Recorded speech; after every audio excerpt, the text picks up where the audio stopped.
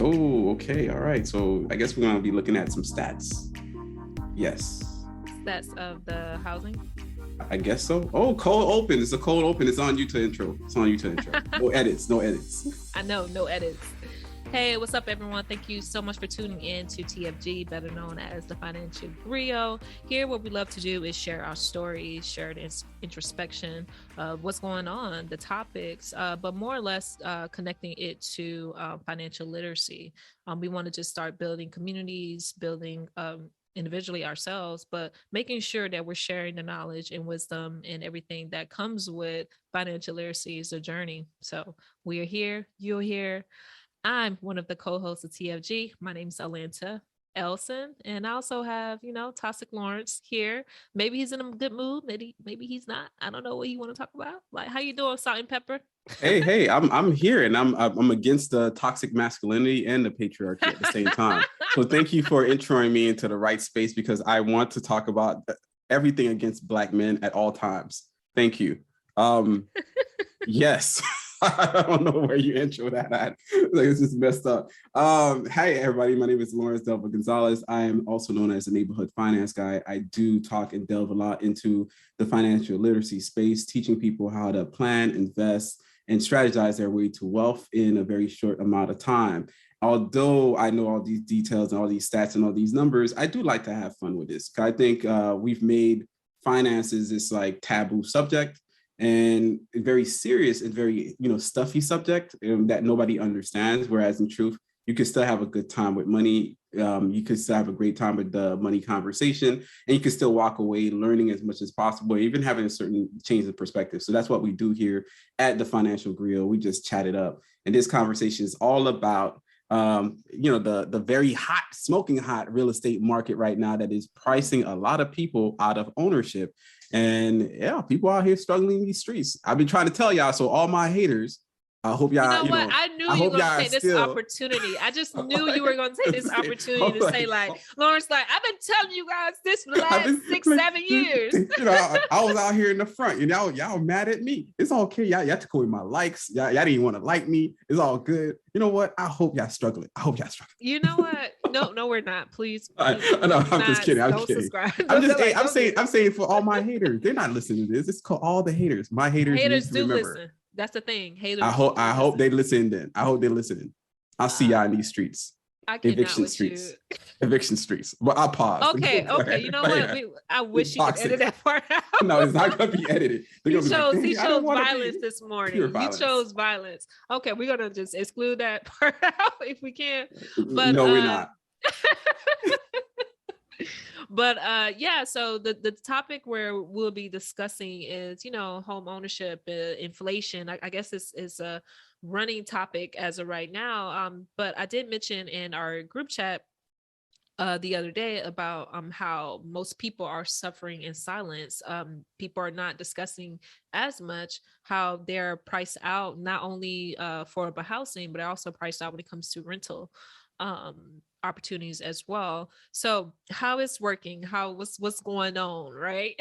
I'm currently located in the beautiful Sunshine, Florida, as we speak.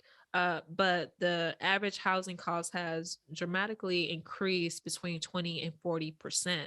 So back in 2019, average house can, cost $250, $240 for a 3-bedroom or single family home. But now that same average home is costing $320, as in $320,000 or more. New building constructions are costing a minimum of over $400,000, right? So what's happening in terms of affordable housing? The affordable housing crisis is not only in the state of Florida, this is across the country for the most part. So due to the COVID and the pandemic and landlords, and then you had so much of money being printing out from the government. And so landlords at this point are playing catch up, where they are saying like, hey, we can't afford this issue to happen again. So we had to kind of increase the rental to crazy prices. So a 1-1 is no longer, well, I can't speak for other states, but here in Florida, and especially intercoastal, where I live, a 1-1 is costing between $1,500 to like $1,800 dollars, maybe a little bit more, depending on specifically the metropolitan area where you live. So how does that work? If you're making average income for the most part here in the state of Florida is give and take 50,000. This is something I just know across my mind is just like 50,000 if you're making that much money. So if you're priced out the rental, because the rental for 1-1 is costing like $1,750, you have to make 3 times as much, or 3 to 5 times as much for the monthly rent. And most landlords in most places want first, last, and security, right? So that's like 7 to 8 grand to move in. So you have that portion. So when you decide to, okay, it's more affordable to buy a home. So let me take that route. Unfortunately, there's not a lot of inventory here in Florida for homes, affordable homes. So you have an option to move up, which is maybe Port St. Lucie or Fort Pierce. Some people are going further, like Vero Beach, like you're going to Daytona or something like that. Because people going all the way to the Panhandle out here. Yeah. So everything underneath, Palm Beach County, which is Fort Lauderdale, the Broward, Miami-Dade area, is priced out as well. Right. They're pushing up the rent so much because here in the state of Florida, there's no rental caps. Like landlords can price however much money they want when it comes to monthly rent. So that's a portion of that. But there's no homes, no inventory to even buy homes. It's very low inventory simply because of the supply chain that's still being impacted. It's not that constructions and developers don't want to build. They're waiting just like we are to get the supplies and such to build homes, right? I have a close friend who is wanting to build one of her homes out in Central Florida. And she just learned that her home, the new developer home, is going to be completed in 2023, not end of this year. So it's a lot of drawbacks that is happening across the board. And what I'm seeing is that for the most part, I think people are discussing it, but most people are really suffering in silence. So not only you're priced out of rental, you also price out of housing. Some people say, okay, I'm just going to wait, see if this thing, balance out. And I think for some part it may balance out, especially when the interest rates are increasing a bit. So it may balance out, but the thing is the price of the home are only going to increase, right? So if that's the case, I don't think it's going to stop the rental amounts of a lot of these places. So that's something we have been discussing about actionable plans, or what people are going to do and how this actually going to look end of this year. April will be the first quarter of 2022, and how it's going to look by mid-year and actually end of this year, once interest rates have really gained an impact of the economy. But affordable housing is one of the biggest things, and we haven't even touched on gas prices, because your girl, the Honda, is pushing $56 just to fill up my car. Nice. I have a 2-door vehicle. It's a 2-door? It's a 2-door. Yeah, you have to do the hatchback that people got to like lift the seat to go to the back. No. That's a struggle. The struggle is still real. Like, okay. But I mean, it's only me. I don't really have people. I'm just saying, but if you had the 4 people, you got to lift the seat. Damn, that's a classic. It's a classic. I mean, I told you I had it since college. But even if, wow, man, my mind is blown out. Like, it's like, yo, you got to literally lift the seat. Make it happen. You can't just like get some friends over. You're going to have to like commit. And your friends might be looking at you weird, like, I can't get into this car. I don't care. I have a car. Like, what you got? You don't even have a home. Oh, your face. You know what? You see how you go left all the time. Yeah, okay. You're trying to make it. Okay. All right. Let me say my piece with this. All right. Okay. I'm trying to be, measured with my response, because I think it is a very sensitive topic. Yeah, it is. That a lot of people are struggling with in regards to the shift that is happening. As to when it's going to stop or slow down, I don't know. It will, because majority of what I'm looking at right now is apartments.com for 2-bedroom, 2 baths in the DMV area. and they're going for as much as $3,000 to basically all the way up to like $6,000 a month. And What a a lot month? of the stuff For that studio? people, no, for like a 2-bedroom, 2-bath. Oh, 2 bedroom. So you're looking at an exorbitant amount, but the reason that these prices are going up is because of our own consumer taste buds. Like we want the higher finishes because we've been watching, or we grew up in an entire community that watched HGTV, renovations, high fixtures, and even, hey, this is how everybody else is living. So therefore, we scale our lifestyle to meet what we perceive to be the benchmark, which is, hey, I want the background to be like a light gray. I want the countertops to be, a backsplash that flows into a cement fall that has this thing. Maybe that's a DMV, but here in No, Florida, even they're increasing. Most places are increasing the prices. There's no renovations. no, yeah, most places, and that's another part too, because the people's taste buds is dictating how prices are shifting everywhere. Okay. It's not just to the ones that are at the top. It's just basically said, if this is the new high, everything else has to drag along and keep up. So other, I guess, people that own buildings, apartment complexes, they're seeing other friends of theirs or so on and so forth, they're making this amount of money. But you have to remember the people that owns the buildings are people themselves. So they're buying into homes that are very expensive. So now they're looking at you like, I'm gonna need to raise the price because technically, if I'm already selling, I have my home, I have my cars, I got my whatever. Everybody's pricing themselves beyond, what's normal. On top of that, I would say that the American palette for space is also part of the problem in the inventory as well, because we've been overseas where a lot of homes are not this big. You cut that sucker in half, and and you got France, you got like Paris right then and there. So a 2-bedroom, 2-bath would probably look or the size of a 1-bedroom, because that's how like efficient with space that they're naturally trying to be. Over here, we want bigger and better. We want more square footage. We want more space, and that more square footage, more space costs more money. And then you actually mentioned it as well, that there's the supply chain issues that's happening. There's materials and resources not getting sourced out from different locations. Those prices are going up as well because of the global pandemic, the switch up, the war with Russia between Ukraine. All of this has an impact, and that impact is not going to slow down anytime soon, because if you do not inherently change how you see a home, you'll always be looking for a home that might be too expensive. Might be too expensive, or it because it's an uncomfortable truth. Some people are literally trying to. I remember when I bought a home, right? That was like 2016. I bought my home because I saw an opportunity to buy a 2-bedroom, 2-bath right out the edge of the DMV area, just literally out the square edge. And I saw it. It's like, hey, it's a 2-bedroom, 2-bath for $125,000. So I bought it. And I told other friends at the time, because there were other units they were selling for that much, or even a little bit lower, or some with renovations, so on and so forth. They were just selling around that time for that price.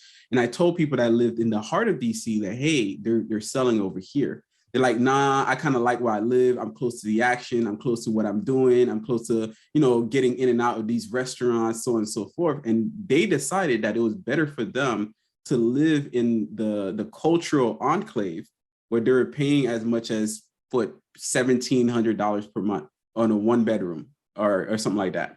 And at the time, I'm looking at them like, you're making a horrible mistake, because you'd be better off buying elsewhere. And I was paying $1,000 a month for a 2-bedroom, 2-bath. They're paying $1,700 for a 1-bedroom. That same 1-bedroom now goes for at least $2,000. At least $2,000. The 2-bedroom, 2-bath, they're going for the $2,000 to $3,000. So you're looking at people, while my mortgage is still $1,000. So it's not about like just considering, hey, should you buy or not? It's like, you need to buy as soon as possible, because prices are continually going to go up. And you need to make the changes psychologically, the changes in your diet, the changes in your lifestyle, in order to reap the rewards of just moving to a place that you can afford, that is quote unquote rent control. My mortgage has been $1,000 ever since 2016. It's still $1,000 today. Other people's prices, rent, I think, went up like 40% since 2020. straight up 40% since 2020. In some areas, that's what you're cooking up.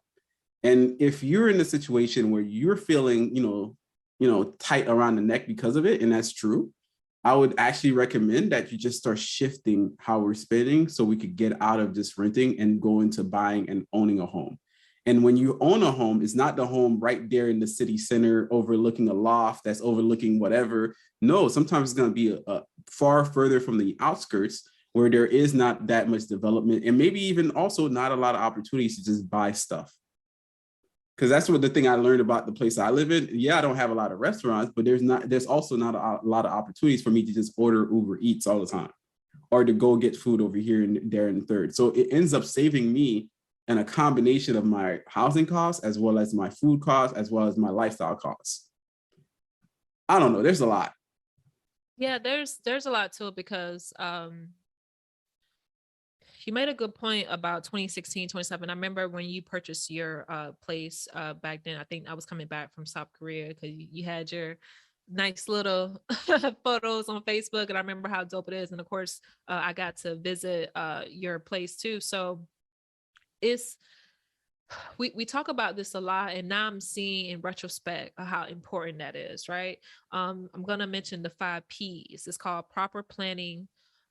Proper planning prevents poor performance, and you can also say proper planning prevents, poor performance. Actually, things that you're trying to do, actionable steps. So in your case, because you plan let's say 5 or 6 years even prior to that, when you got to DC, your end goal was to get a home. Your end goal was doubling down on your income and getting like the stability that you want, because you see early on how expensive your region was, and you looked at the opportunity to go outside of your surrounding area to see what was the housing prices for those, and that's what you did. So the planning of that was way before of all these things are happening, right? So all that to say is people who have planned and people who had actionable steps to kind of get them to the point where they are now are not really in this whole, rental war or housing war. I know there's a lot of people that have mentioned to me they're getting outbid not only like 10, 20, they're getting outbid like $50,000 over the market value of the home. And this is a lot of times cash, because a lot of banks is not going to finance you, over market value of the home, right? So they're getting outbid. So, but my question is to you, LG, like, what do you would say to people now? Like, okay, I see what's going on, and I'm not trying to get into all this, craziness and this mess. Like, how can I plan now? Right.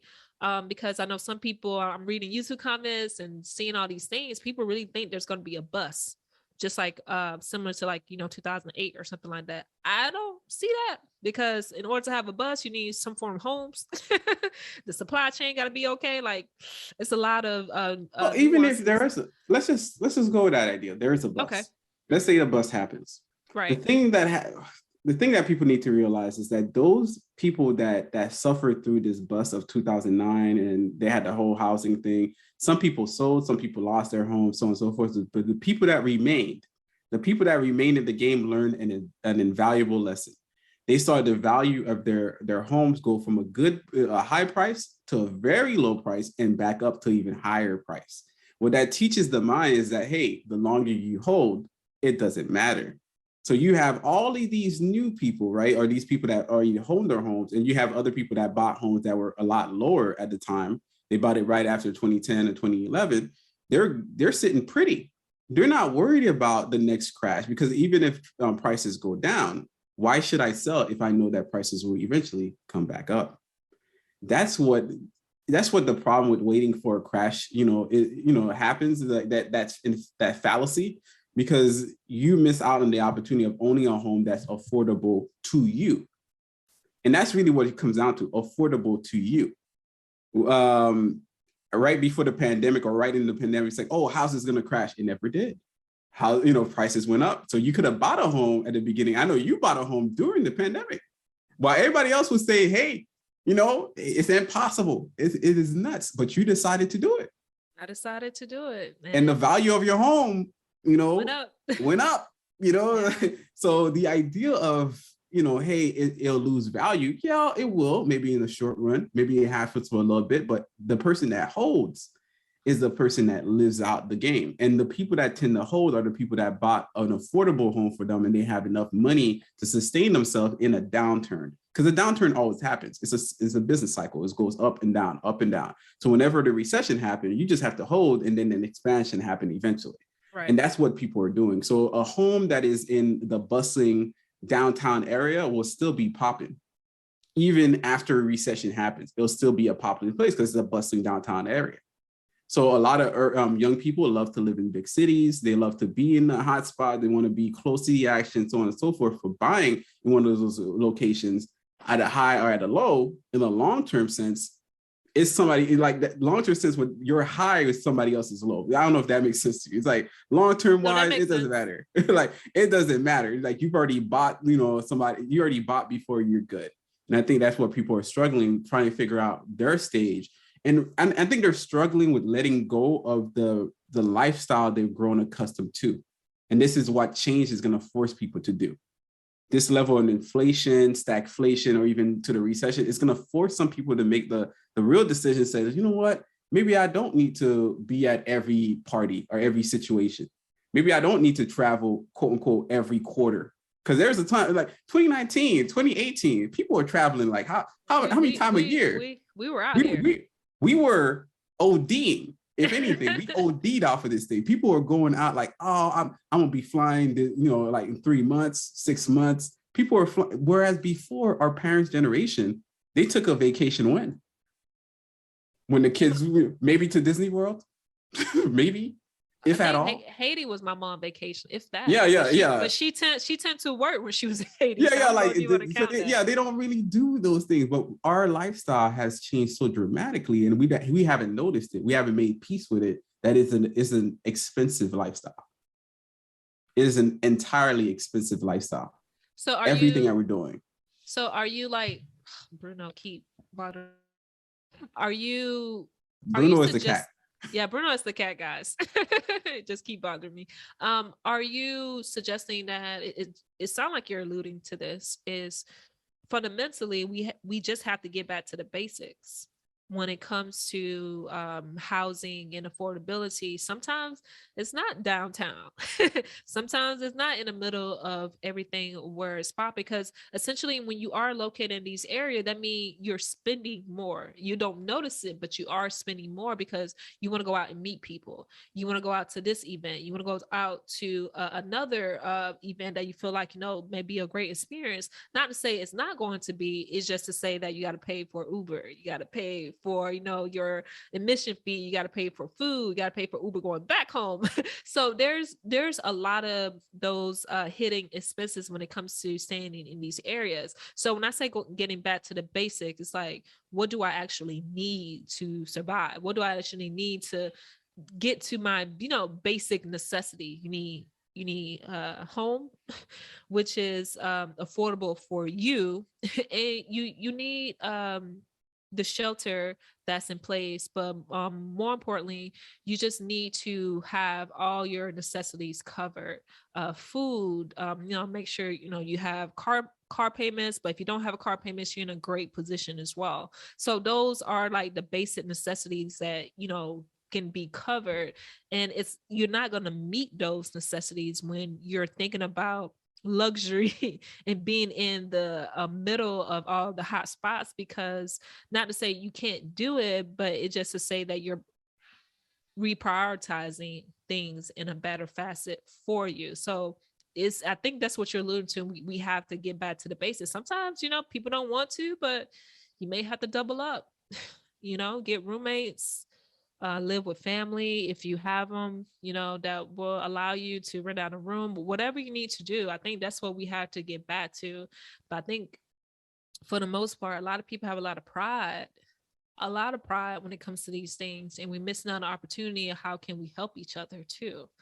It's the pride before the fall half the time. It's like yeah. that. And I think part of it too is maybe even reframing a lot of the language behind everything that we say, right? And I was talking to somebody about that when he kept on repeating, I need to live below my means. I'm like, no, you just need to live. I think maybe that's what it is. When people think below their means, it's like, oh, I'm doing less than and da da da da. Like, it's not all of this. It's just living. And you just need to live the right way, which is to make the best decision you can with the cards that you're dealt at any given point. And also to never almost exclude what those decisions might be for you in that moment. Because maybe there's such a thing as fate, God, so on and so forth, the universe. Sometimes living on our own is not the best thing. A lot of people are dealing with depression, anxiety, and they loneliness and all that stuff. And maybe living with your family is what you really need. It's that chicken soup that you needed, or maybe it's not even for you. Maybe it's living with your parents might be something that your parents needed so they could feel happy. So it's almost like we always think the worst of the situation, and we always think that we're cutting and we're sacrificing and we're missing out and all of this stuff and all these languages. I'd be looking at people like, just stop. Just stop for a second, consider this. Maybe you're thinking about this completely wrong.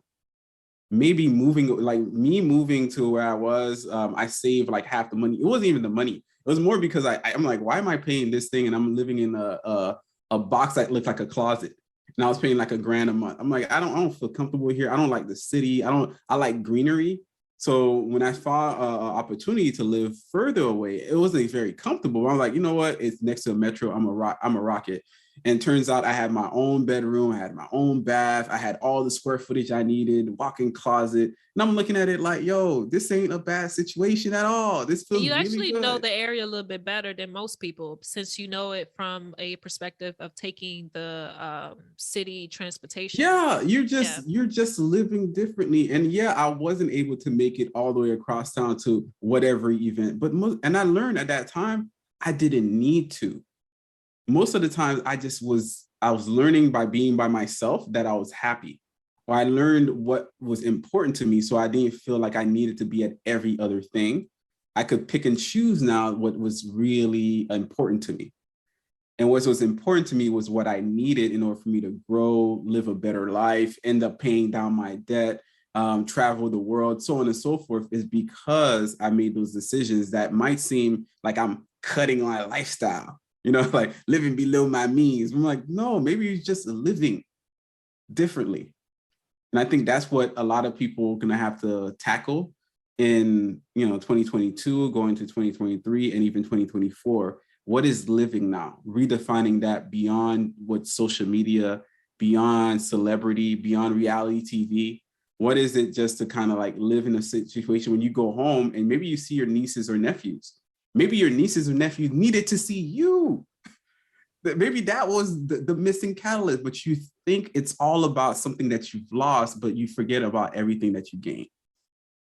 Oh, absolutely. There's a level of selfishness that we don't acknowledge when it comes to the lifestyle creep or the lifestyle reels that we see on social media that we don't talk about as much. Because I mean, you mentioned this early on in the recording, is we want a specific lifestyle, you want a specific look, and that look comes with these small nuances and small details that we don't think about, as it costs money. The backdrops of these kitchen countertops, this specific couch and sofa, Oh no, this is a it's got to be from like what IKEA. yeah, It got to be, the comfort got to be nice. The blanket, the flush blankets, whatever they got to call them. it has to be all these things. And I think for me, and I can say this from my own personal experience, is my family lives with me. My nieces are here every other week. So at times, sometimes I will say, and I have talked about it before, like it's a little with the whole cleanliness of things. But at the end of the day, I feel like over time, I just got better and better knowing that I could come home and see my niece, or or the youngest one's gonna try to play with Bruno, and Bruno run away. Like we always get in this banter about Bruno don't really like you that much. You treat him like a dog. Like, those little small things I look forward to, and just seeing her smile and seeing her, asking me if I want to go to the pool or go outside. And those are things I do like about another way of living, because being single, I've been living like I'll say half of my life alone. Even when I was living in South Korea, I lived alone, right? And let me tell you, that can be lonely, and it also can be a space where you feel like you have to do a lot and give up even more because you're running around here and there.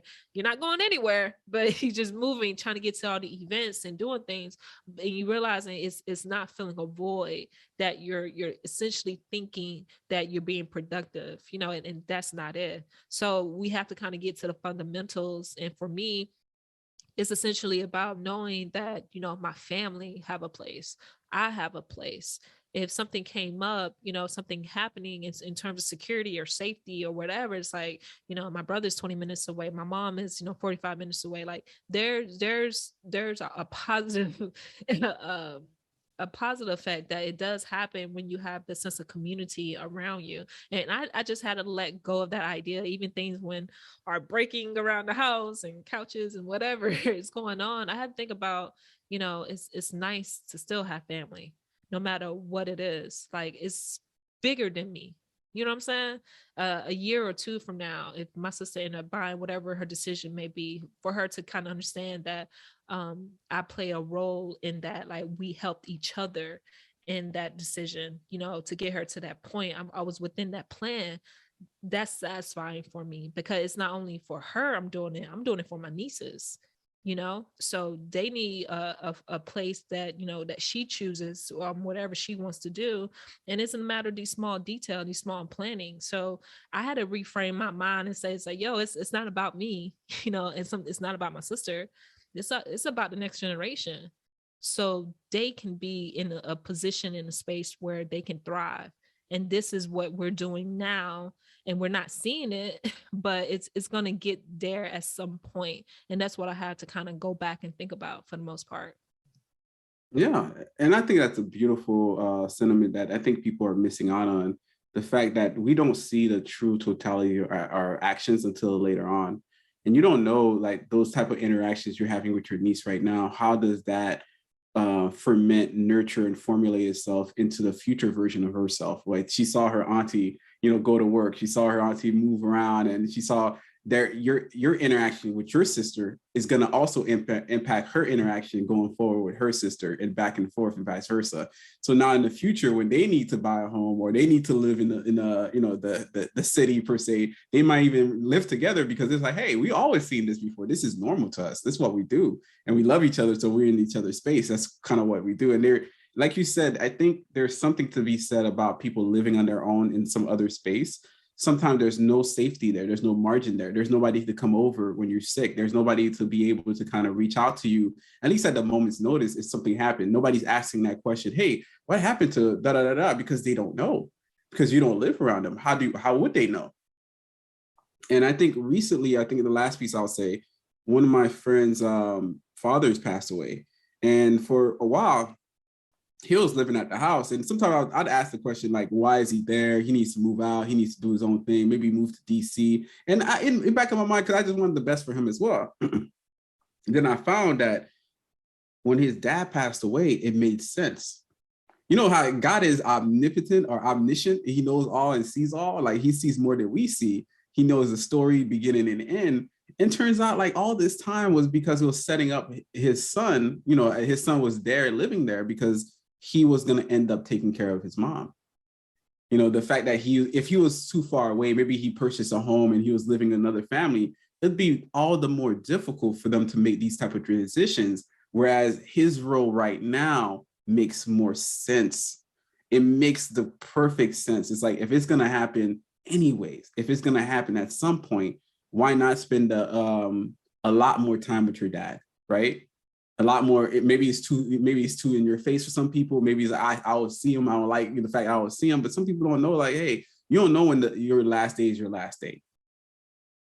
And these are the things that people don't get to see and live and experience, because, like you said, the idea of me, selfish me. I want this. I want the 2-bedroom. I'm like, you don't even need the studio. Like, how much space you got? How much space you gonna need? I need to live by myself because I just want to be free. I'm like, you think you do, until, maybe you don't. Maybe you don't need this. Maybe you need something else. And that other thing, you might be running away from it. And maybe like right now, the fact that you can't buy a home might be a trying situation. And I get it. But maybe it's time so you can start reconciling with family and figure out a family plan, which I always try to like advocate for. Family, not just your nuclear family, not you and your spouse. I'm talking you and your entire family. Start figuring out a real plan that's going to help you guys progress slowly, steadily. Maybe one person buy a home and somebody moves in, helps pay down for the rent. The other person saves some money, ends up buying another home. And that's what other successful people have done for years. So why can't we do it? The selfishness. And it took me to go back to living with my family and having my family live with me to realize how much I needed that. And I'm not gonna say it's all peaches and creams, ladies and gentlemen. It's not. It's definitely not. But it's to say that you don't know what you need until you actually you in that position to understand that you needed it. That's where I can say how it feeds my soul. That's my own chicken soup, to know that my family is safe, to know that I can see them every day, to know that my brother is 25-30 minutes away, and to feel that I was a part of a bigger plan. I just know it's a bigger plan awaiting us. It could be individually, it could be collectively, but to know that I'm a part of that plan and to help build that is something amazing when you think about it, because I don't think that we look outside of ourselves to realize it's not it's not a sacrificial thing to do. It's not, is it sacrifice? I don't really think so. It's all a matter of serving. And we talk about this in previous episode, is I show my love to my family. I show my love to my family and friends, whoever is serving them. If I could position myself in a way I can help you, that's how I'm serving you, because I love you and I just want your best interest at heart. And what we need to do is kind of like look outside of not only ourselves, but look really inside of what is the better plan for us collectively. And I think that's where we need to really have those conversations. But it's a tough thing right now, affordable housing. Just to cap it off, what do you think? Because I know Lovely will get on us about this, the actionable steps to take, like number one, number two, or the top three per se, to take like short term. I know you're alluded more or less to long term planning, but what about the short term planning of what can we do? I know we also mentioned about staying with family, but what also some other things? Hey, I'm just saying for myself, and I know my haters, I'm stunting on y'all. That's the first thing I'm stunting Lawrence, on y'all. That's the first. how did we get back to your haters? I it's thought like, we I'm stunting on y'all. That's the first thing. how we got back to your haters? Like, I I just don't wanted to, understand I wanted to come out to how the your haters. mind Like just I works. do, I still have, you know what? I need therapy. That's why. I I've been think reaching that's out. what you Like need. you've been I saying that for think years. so. I think Like, so. but still, and my haters out there, okay, I'm gonna leave them alone. But for anybody else, I think the idea is My to gosh. just just honestly, I think cutting back on what we were watching on TV would help. It's crazy. It's a crazy thought, but I'm talking about like not staying up too late, beyond 10 p.m., waking up early and just getting outside, getting that exercise. I think those, like, it sounds innocuous. It sounds like it doesn't make any sense to your personal finance plan, but in truth, it's going to make a lot of differences, because the first thing I did when I didn't have a lot of money and I wasn't making that much, I was making like 23K per year. I stepped outside more, and therefore I saved a lot more of my utilities and my energy costs while I was getting my health back up again. That health, gave me a little bit more energy, more confidence. The better you feel, the better you look, the better whatever, it's going to give you that edge. And you might want to kind of read more. For some people that are really in that moment where the money is tight, you start looking around to say, hey, can I downsize? Which sometimes it's possible that you downsize and you're not living in the same area anymore. So you kind of uplift yourself wherever you are, because some people are so planted in a negative way in where they are. So they're so afraid that it's like, hey, you never know, if you just go over there where there's a little bit more sunshine, a little bit more water, you might get nurtured more. So you might want to decide to move to another side of the city where it might not be upscale, where it might not be popping in these streets, but the price is still affordable to you, so you can actually catch a breath, right? So if you're paying $2,000, it comes down to 15, that's $500. That's you catching a breath. That's a massive breath. It's a deep breath, a deep sigh. You can start paying down what you need to pay down, and ultimately start considering, how do you invest, and how do you kind of move forward? Maybe even start, because, at that point, saying, if you're going to buy a home, make it an affordable home. That means it's no more than 25% of your take home pay that you're positioning for your housing expense. That ends up being around, like, hey, if you have a 50K, if you're making 50K, think about it like this. You can only afford a home that's maybe 2.5 of that. So that, not more in this scenario, not more than $150,000. That's the home that you're looking at. The bank is always going to be pushing the envelope. They allow you to get as much as 40% of your DTI or whatever it is. That's kind of their metrics. But in truth, it's supposed to be like 25%. So whatever they're giving you, cut that sucker down to the best you can. And that's going to give you a lot more leg room, a lot more space to breathe.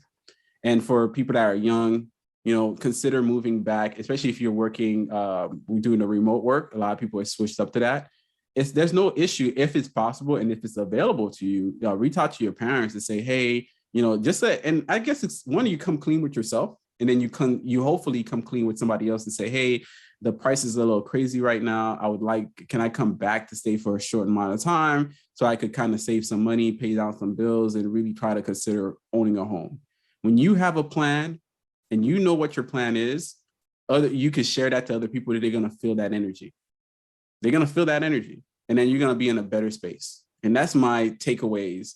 I'm not going to say much to my haters. I hope y'all fine. You know what? I'm gonna. Yeah. You be shaking your head like, nah, he say all some the good time. stuff. He say some deep stuff right now. And then you just end it like, haters. To my haters, I have no words. I have no words. The last point I will make on this, and you mentioned a great part, is about decreasing our TV and social media consumption. I have done so in terms of decreasing more or less of what I watch. Like you send me recommendations. You gotta let me know what to watch. Like, if you guys know me personally, I don't know what's going on. You guys have to let me know recommendation, because I just hate looking at all these options, right?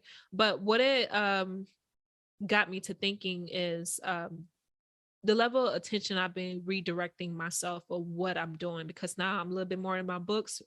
Honestly, after this, I'm heading to the library. But I'm reading this current book called The Shift, which is Pastor Keon Henderson, the one that you like online. And he mentioned, I started to go to his Bible studies that's live on YouTube, and he made a great point about this. His comment was, the level of attention you pay is responsible for the emotions you experience. So the level of attention we have been paying to on social media, or in terms of like all these TVs and stuff, is increasing an invisible lifestyle inflation in our minds, lifestyle creep. And what does that mean is to say that, yeah, you may not possibly have the money now, but when you do have the money, in your mind, subconsciously, you already have spent 10, 20 grand, because you know the lifestyle that you have, supposedly been missing out on, and what you want, because the level of attention you have been constantly giving it to. And it kind of just, increased the emotions. Like, I gotta have this. I gotta have this. This is what I deserve. But we're not realizing the drawback it takes of the money. It takes us away from, and opportunities to take us away from. So really start paying attention the level of where you're putting all your distractions, and where is it really going. Because for me, I'm still working on my social media presence, but I'm working on what I'm actually consuming in social media too. So yeah, I don't watch TV as much, but even when I'm on my phone, I have to kind of be alert of what I'm consuming. So pay attention to that, because you start realizing more and more that I don't really need this shirt. I don't need this, prepaid vacation, but something subconsciously telling me my emotions, I need it. So pay attention to that, because it does really impact your emotions, right? And like we mentioned from previous episodes, is that media companies and tech companies are paying millions of dollars to these social media platforms. Is that they want to know, what are you watching? They want to see your patterns. They want to kind of identify of how they can market to you, and they sell this off to other companies for millions of dollars, so they can know how to position themselves on social media, so you can continuously watch and continuously distract yourself from this too. So really start paying attention to that. That's something I'm continuously working on, and trying to be outside more, trying to do a little bit things a little bit more productive. I live here in South Florida, so I'm taking in the sun, taking in the beach whenever I can, and not try to feel my emotions and things that I feel like I lack. Like I don't feel like it, but subconsciously when you're looking at things like, oh, I feel like I'm lacking at this, right? So you have to kind of exclude yourself from those things. On that note, thank you guys so much for tuning in to another episode of TFG, better known as the Financial Griot. I'm one of the co-hosts, Atlanta Elson. You can find me on the IG streets at Atlanta_Elson. That also can be placed on the show notes where they can find you, LG. Well, they can find me on the neighborhoodfinanceguy.com. And you look at your face, you kind of like he's gonna say something weird. He's gonna say something weird. That's you have that faith, like you're gonna trust me. You don't trust what I'm gonna say. Sometimes you want to know the truth. Hey, you can find me on IG, the Neighborhood Finance Guy, as well as online, and I write about financial literacy all the time. Why? Because I care, but I also write because I want my haters to know, and I want my haters to see me shine in these streets. And I do hope that they do get an apartment, and I do hope that they do get a home. Because even my haters need to stunt on these on their own haters. Oh my gosh! You know what I mean? There it is. See, as the positivity, we ended it with positivity.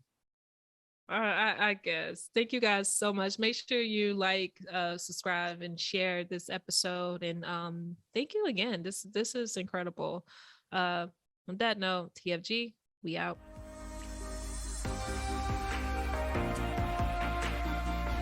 Thank you for listening to the Financial Griot podcast, powered by the Wealth Builders Collective.